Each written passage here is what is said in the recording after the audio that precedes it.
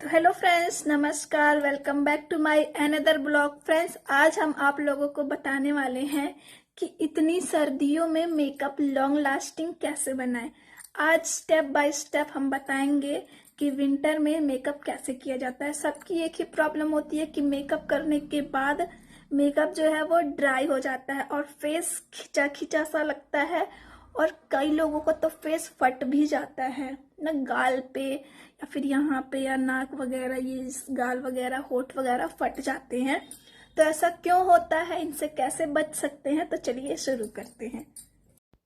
तो सबसे पहले हम अपने बालों को सिक्योर करेंगे with the help of alligator clip, ताकि मेरे बाल जो हैं वो मेकअप करते समय मुझे डिस्टर्ब नहीं करें।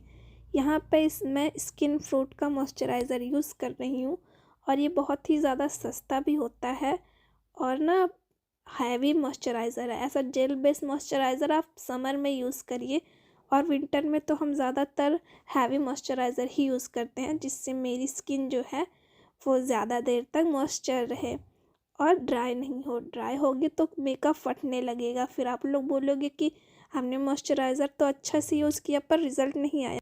फेस को मॉइस्चराइज करने के बाद हम यूज करेंगे प्राइमर। अब देखिए, वेदर कोई भी हो, प्राइमर ज़रूर यूज़ करना चाहिए। इससे जो है हार्मफुल केमिकल हमारे स्किन के अंदर एब्जॉर्ब नहीं होते हैं मेकअप के, और हमारा जो मेकअप है वो बहुत ही ज़्यादा ग्लॉसी और लॉन्ग लास्टिंग रहता है, टिका रहता है।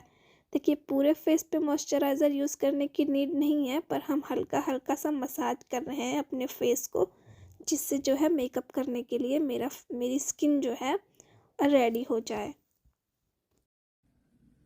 साथ ही में हम यूज करेंगे लिप्स को मॉइस्चराइज करने के लिए यहाँ पे बोरोलिन।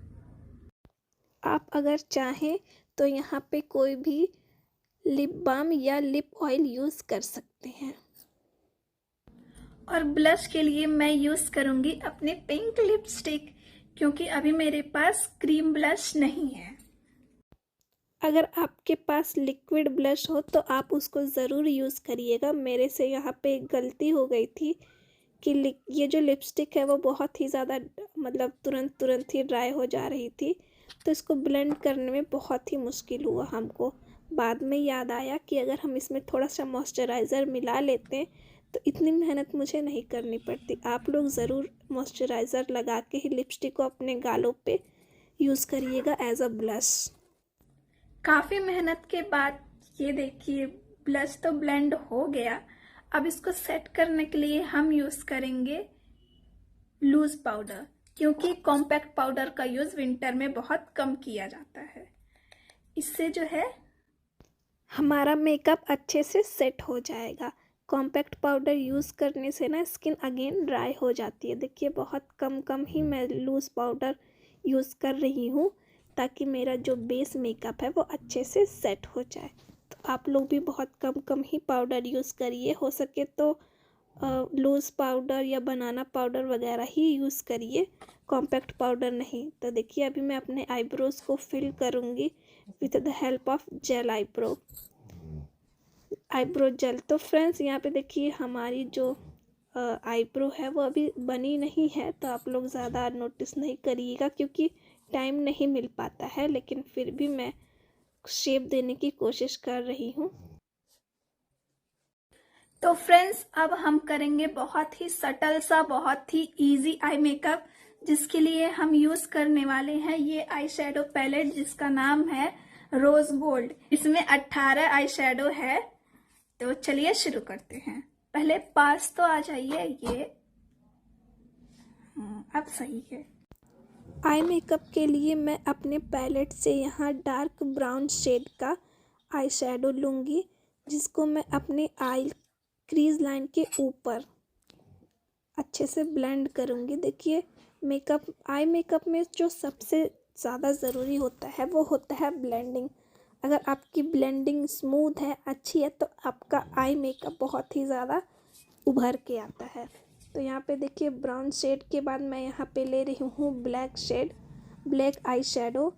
इसको मैं अपने आउटर कॉर्नर पे थोड़ा थोड़ा डैब डैब करते हुए ब्लेंड करूँगी, बहुत ही कम कम। देखिए, सेंटर में नहीं लेके जाना है क्योंकि अभी मैं सेंटर में कोई और आई शेडो फिल करने वाली हूँ। आप लोग ऐसे ही देखते रहिए। देखिए हो गया ना, कितना अच्छा लग रहा है। तो यहाँ पे मैं डार्क पिंक शेड ली हूँ, जो कि अपनी आइस के सेंटर में इसको हल्का हल्का सा डैब डैब करते हुए ब्लेंड करूँगी, और साथ ही साथ ब्लैक आई शेडो को भी इसके साथ ब्लेंड करूँगी, ताकि जो दोनों आई शेडो है वो अलग अलग से नहीं दिखे। उसके बाद मैं यूज़ करूँगी बहुत ही लाइट शेड का pink eye shadow, shimmer eye shadow pink, जिसमें शिमर हो हल्का हल्का। तो इसको मैं अपने इनर कॉर्नर पे इस तरह से अप्लाई करूँगी एज अ हाइलाइटर, ताकि मेरी जो आईज़ है वो इनर कॉर्नर से थोड़ी हाईलाइट दिखे।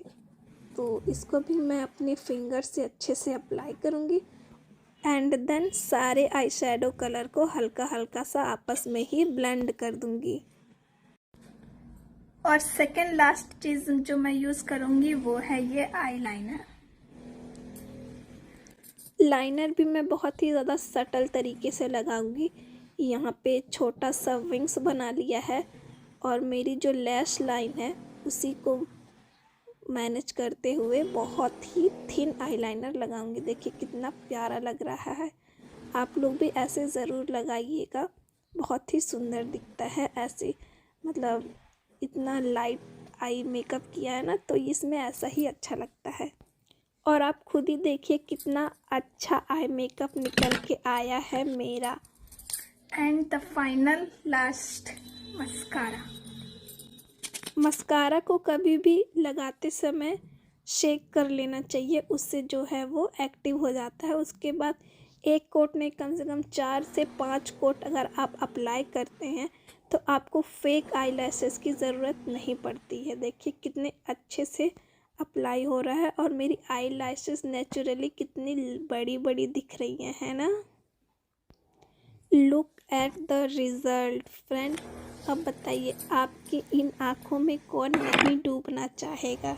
रुकिए मैं अभी क्लोज से दिखाती हूँ। ये देखिए मेरी आई लैशेस नेचुरली कितनी लंबी दिख रही हैं, है ना।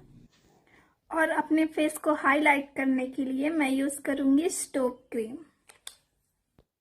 और यहाँ पे अगर आप स्टोव क्रीम नहीं लगाना चाहते हैं तो वो जो लिक्विड फॉर्म में हाइलाइटर आता है वो आप यहाँ पे अप्लाई कर सकते हैं, लेकिन स्टोव क्रीम भी अच्छी हाइलाइटिंग देता है। ये देखिएगा, और बहुत अच्छे से ब्लेंड भी हो जाता है ना, तो और अच्छा भी लगता है। ये अपने आपके स्किन को ना मॉइस्चराइज भी रखेगा, ड्राई नहीं होने देगा। तो देखिए कितनी अच्छी शाइन आ गई है स्टोव क्रीम लगाने के बाद, जैसे लग रहा है कि मैंने हाइलाइटर लगाया हो, है ना। खुद ही देखिए अब आप।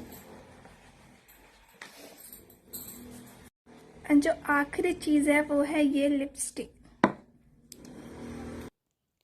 लिप्स को आउटलाइन करने के लिए मैं यहाँ पे डार्क पिंक शेड ली हूँ, थोड़ा सा पीची शेड है। तो ये देखिए, इसको हम पहले जो एक्स्ट्रा है उसको बॉटल में डाल देंगे।